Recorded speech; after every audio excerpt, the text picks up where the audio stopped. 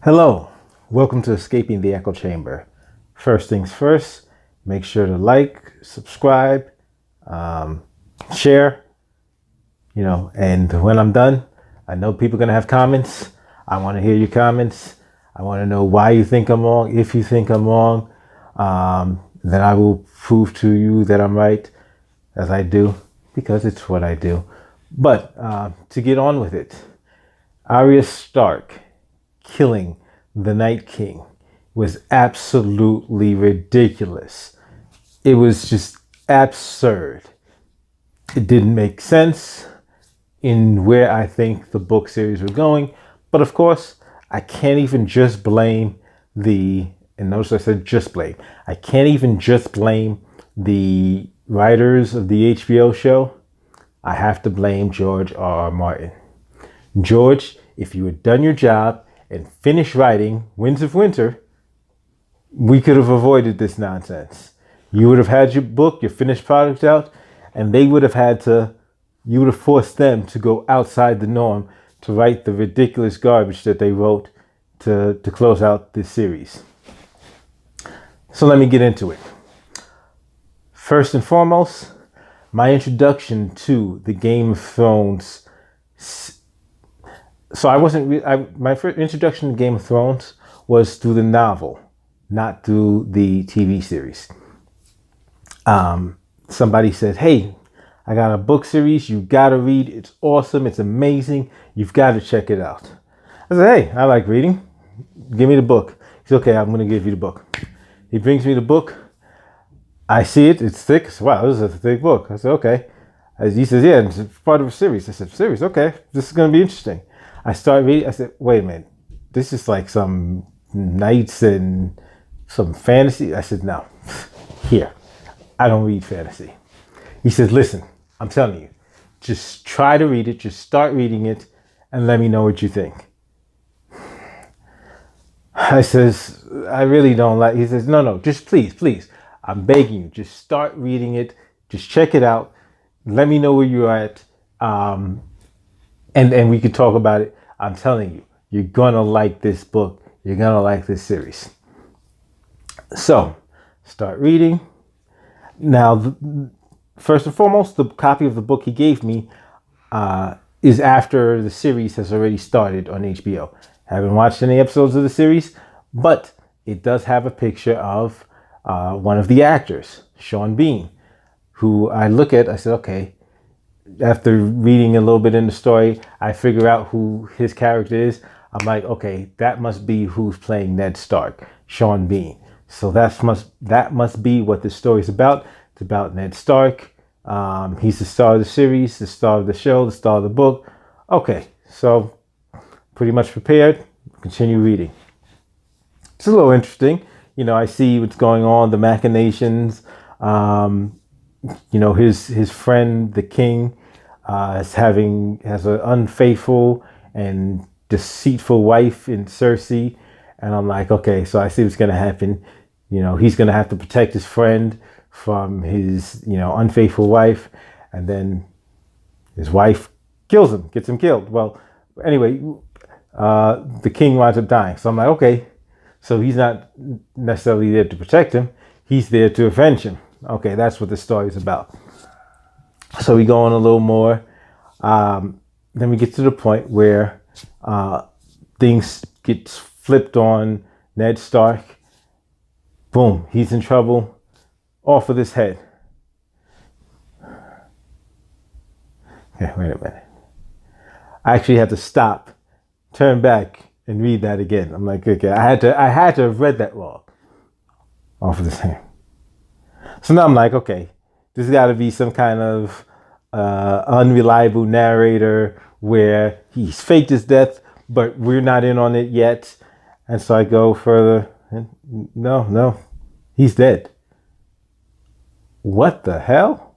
Like, at this point, it blew my mind. I'm like, okay, this book, I've got to finish this book. I got to finish this series because this is amazing. Like, what? You just killed off the main character? Like that's right then and there, George R. R. Martin. I just had to jump up, give him the slow clap, everything. It was just amazing. So I get into the book series, I read it, boom, boom, boom. Just see the twists, the turns, and the unpredictability of he's not just killing characters for character's sake.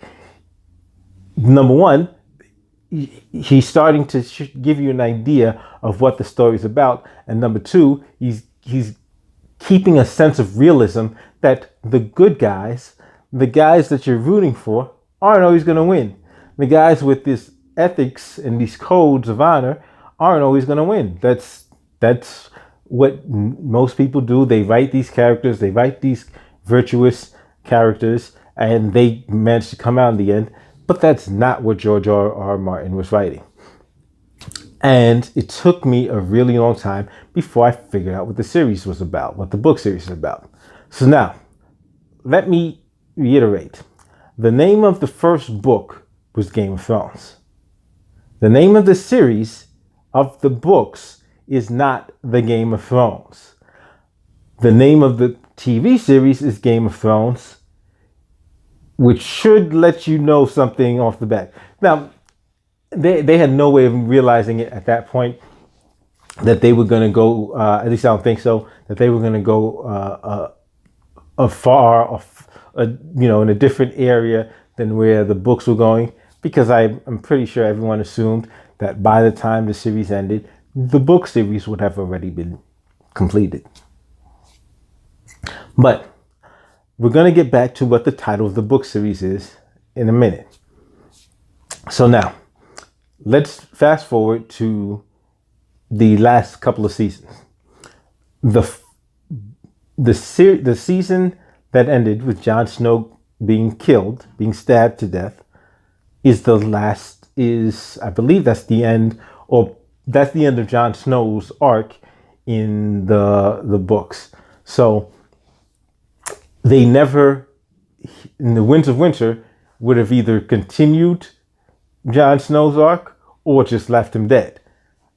I'm not sure which one it is. Based on what I've seen from George R.R. Martin, Jon Snow would have still been dead. However, because George R.R. Martin didn't finish the book series, these writers, being Hollywood television, not nearly as talented, not nearly as brave as George R.R. Martin, brought him back. That's my theory, that he wasn't going to be brought back. But so they bring him back because they had they in the first book, Ned Stark would be back. That's how I see it, because you're dealing with people who don't have the braveness, the courage to create a character with depth, or even with virtue, that people is likable, that people root for, and then to just kill them, because a lot of these people are commercial writers, and once somebody likes a character, okay, we got to keep writing them, even if that character is a villain. Oh, let's make them good so that people can keep stick around, instead of just continue telling the story. Whatever happens to the character happens, and whatever happens to the character organically happens. But these are TV writers, so you can expect but so much.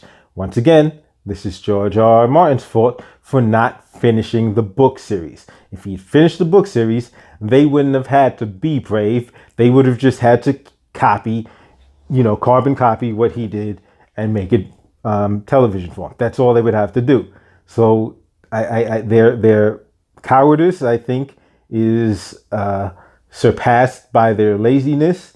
So had he finished the book series, I believe we would have been seeing a completely different story being told in these past couple of seasons.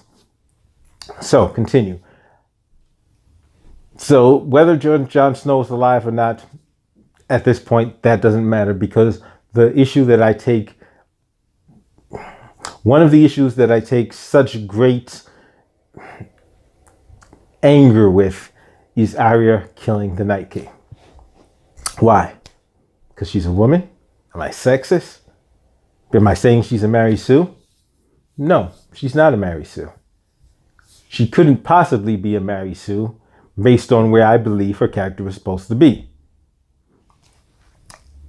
So let's go back to a couple of things. The Night King. The Night King was the enemy of Melisandre. Melisandre worshipped the god of light. Melisandre is the priestess in red. She kept thinking that Stannis was her, the prophesied one. But she worshipped the god of light. Lord Beric, same one, god of light, god of life, and then if you take a look at the skills set that Arya had developed, which was developed over time. So number one, there's no way of saying Arya didn't get skilled, didn't learn skills. Arya developed her skills through a lot of work, a lot of sacrifice, but she got trained by people. Who did she get trained by? She got trained by assassins, people that worshipped the god of death. Arya joined a death cult. That's not the god of light. R'hllor, or however you pronounce it. Arya joined the opposite god. Arya was a disciple, an agent, a prophet, and maybe an avatar of the other god. So, who else represents that other god? The god of death. The Night King. The Night King was maybe the embodiment of, the ultimate agent of this god of death. So not only would Arya not have killed the Night King, Arya, and I believe, would have been working at the very least alongside the Night King. She joined a death cult. I believe that her team may have had a much more prominent role in this as well. So you would have had the faceless or the no ones, the namelesses. I forget the terminology. These ones would have been assisting the god of death, the Night King, in carrying out their plan. She would not have killed the Night King. That's what side she had joined. But once again, we're dealing with Hollywood writers, TV writers that didn't have the courage to go there. And so they wanted to do this happy ever after family. But I think Arya was supposed to be a very prominent character within the end. And I believe that Arya would have killed Melisandre. I believe she would have killed Beric. I believe she would have went toe to toe with Daenerys. I don't know if she would have won. I don't think so, because I didn't see her being set up to be that powerful enough to defeat Daenerys. But then, of course, we really can't know that because they took over in writing. And so I don't know how powerful she's supposed to become within the Winds of Winter, George R.R. Martin's, sixth and final book. But I do believe that where he finished writing off, she was powerful enough to defeat Melisandre. Definitely, I think she was definitely powerful enough to beat Beric, but I believe she could have beat Melisandre as well. I don't know if she would have gotten powerful enough to be able to defeat Daenerys, but then I think that's where the Night King comes in. So this actually leads to a greater complaint of mine. The episode I'm talking about, I think, is episode 8, is season 8, episode 4 or 3. I think, yes, season 8, episode 3. That's when they defeated the Night King, with 3 episodes left in the series. Now I'm going to get back to the title of the series. The book series is not called Game of Thrones. That's the title of the first book. The book series is called A Song of Ice and Fire. That's what the book is about. It took me a while to figure this out. That's what the series is about. It took me a while. I kept wanting it to be about this character or that character, or this family versus this family. But the book wasn't called a song of lions and wolves. It wasn't of bears and lions. It wasn't of krakens and lions. It wasn't any of that. It wasn't of krakens and dire wolves. That's not what the book was called, because the families, these political squabblings, were not the focus of the story.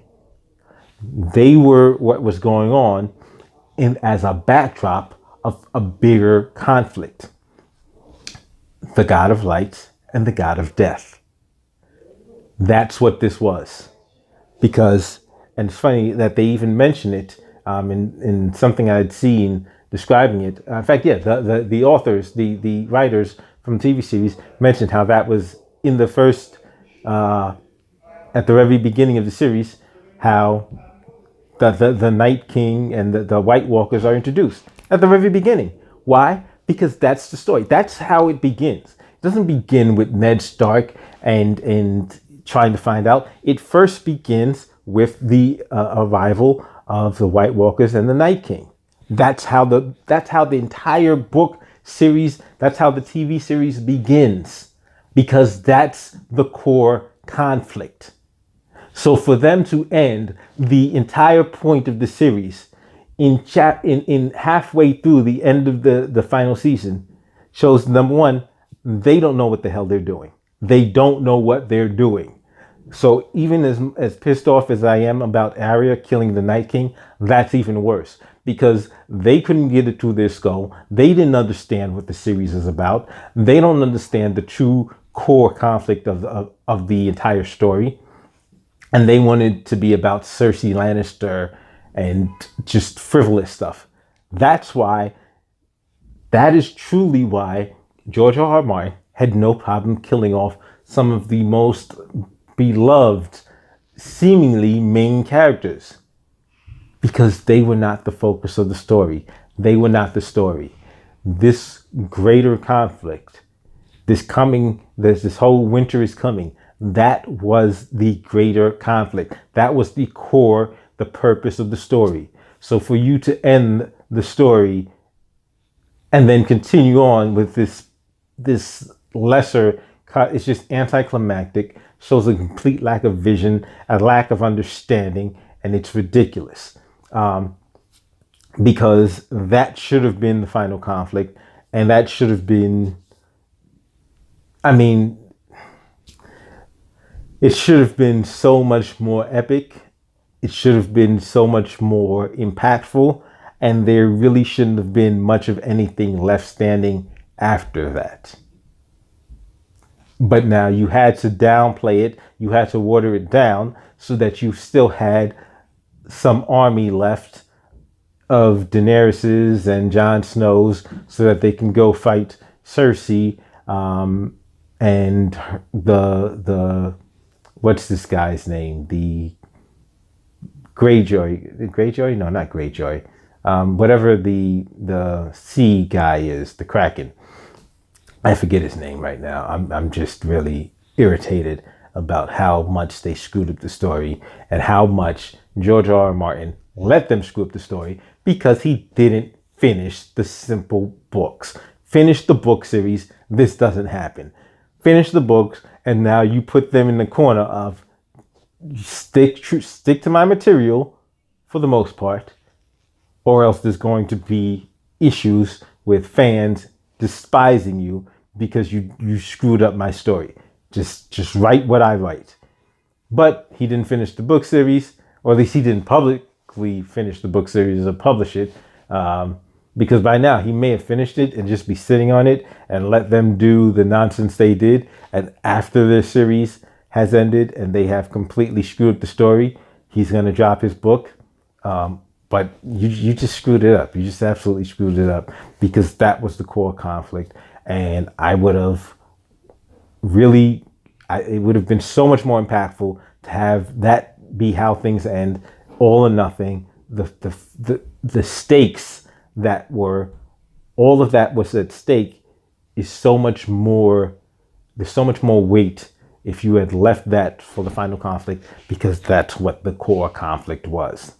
And there is something else, because I hinted on it when I talked about Arya being a messenger of the god of, or an acolyte, an avatar maybe, an agent, the prophet of the god of death.